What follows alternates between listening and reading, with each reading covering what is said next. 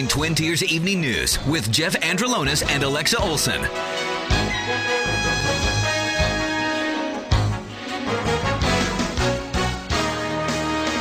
Now, from the Twin Tiers' biggest broadcast news operation, WVTT proudly presents Twin Tiers Evening News.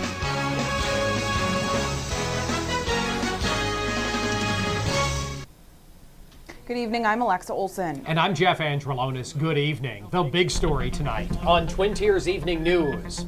Another health crisis involving insulin pens, this time at Olean General Hospital.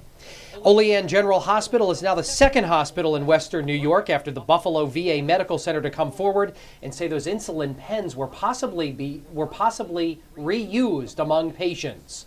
For more on the story, let's go live to the WVTT Digital Newsroom. That's where WVTT's Valerie Tysaner joins us live. Valerie, what have you learned about this situation?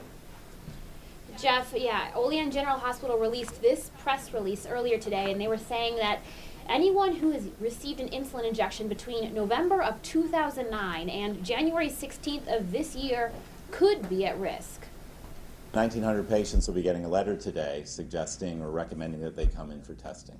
Upper Allegheny Health System President and CEO Timothy Feiner ordered the letter sent out after discovering that insulin pen reuse may have occurred between patients. We've had a few calls today. This was not an issue, absolutely, of reuse of needles, because we use special safety needles on our insulin pens such that after a single injection, without removing the needle and inserting a new sterile needle, you can't provide another injection.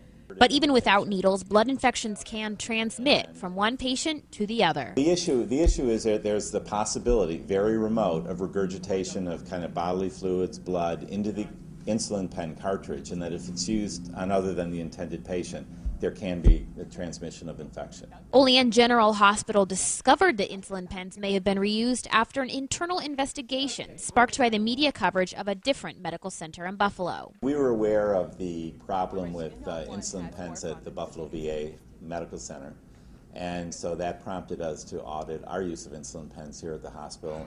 Since discovering the problem on January 16th of this year, Olean General Hospital has changed the way they administer insulin to the same method used by their sister hospital, Bradford Medical Center.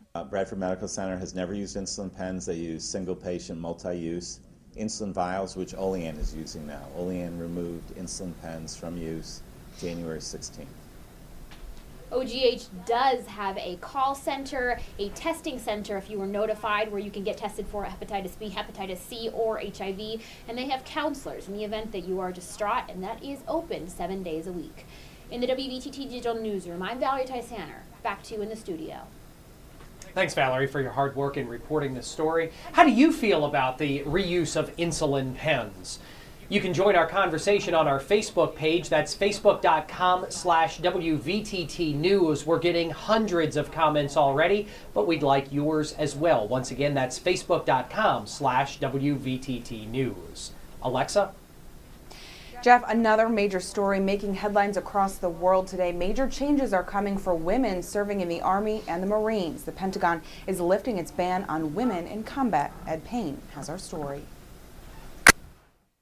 Defense Secretary Leon Panetta will make the announcement today. The Pentagon is opening direct combat jobs to women. Women are already serving and dying overseas. Many of them have been drawn into battle because there are often no clear front lines. At least 130 female troops were killed in Iraq and Afghanistan, and more than 800 were wounded. Women already serving in the military think the decision is long overdue. We've got a bunch of strong, capable, awesome women who can, take any challenge that's thrown at us. Critics say women won't be able to meet the physical requirements, and it could weaken the military.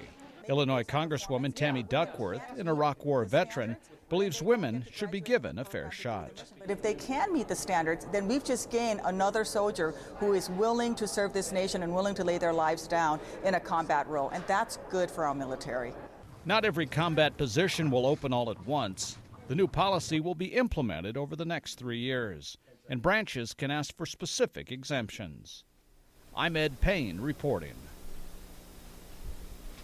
WVTT spoke with Ron Peters, who works at the Bradford VFW. He says he has mixed emotions about that. We will have his interview tomorrow on Twin Tiers Evening News. Jeff? A Jamestown police officer is facing charges after he allegedly threatened to kill himself. On January 17th, Ellicott police were called to a home on Baker Street Extension and found off-duty officer Michael Bush armed with a gun and threatening to shoot himself. Officers spoke with Bush and convinced him to seek medical attention. He's been charged with second-degree obstructing governmental administration for not listening to police orders. Bush has been placed on leave from the Jamestown police pending a review. The Cattaraugus County Jail will soon be getting some security overhauls. A contract with the Bella Associates of Rochester has been extended to replace locks on jail cells and install a new video monitoring system. It was software problems that were to blame for the delayed compilation of the prices of upgrades is about $2.6 million. County officials say most of the old jail cell locks were broken, and because of the age, they were not able to find repairs for them. Jeff. Firefighters in McKean County often get a substantial portion of their revenue from small games of chance. Recent changes to state laws have created some confusion among volunteer fire companies. As local firefighters want to remain in compliance with those laws, they've requested a sit-down with the McKean County District Attorney and the county treasurer. Now, they'll discuss those updated laws next week at the Bradford Township Fire Hall to get a clearer view on the new small games of chance legislation. Sewer issues were the main topic at last night's Tuna Valley Council of Governments meeting. The Council of Governments, or COG, includes representatives from the city of Bradford and surrounding municipalities. Following that Tuesday decision by the Bradford Sanitary Authority to pursue a traditional wastewater treatment plant option rather than the biomag option, talks started on the possibility of creating a regional sanitary authority before shifting to setbacks. Turns out that buildings over 150 feet from a sewer line aren't required to be hooked up. The Pennsylvania Fish and Boat Commission is closing the Oswego Fish Hatchery in Coudersport and another fish hatchery in Bellefonte in an effort to save $9 million over the next 4 years. Now, Commission Executive Director John Arway says these cutbacks are necessary to meet future health care and retirement for employees. The hatcheries won't close until 2014 when all the fish are ready to be stocked. The 18 employees aren't expected to be laid off. A local company is celebrating their 60th anniversary with a bit of nostalgia.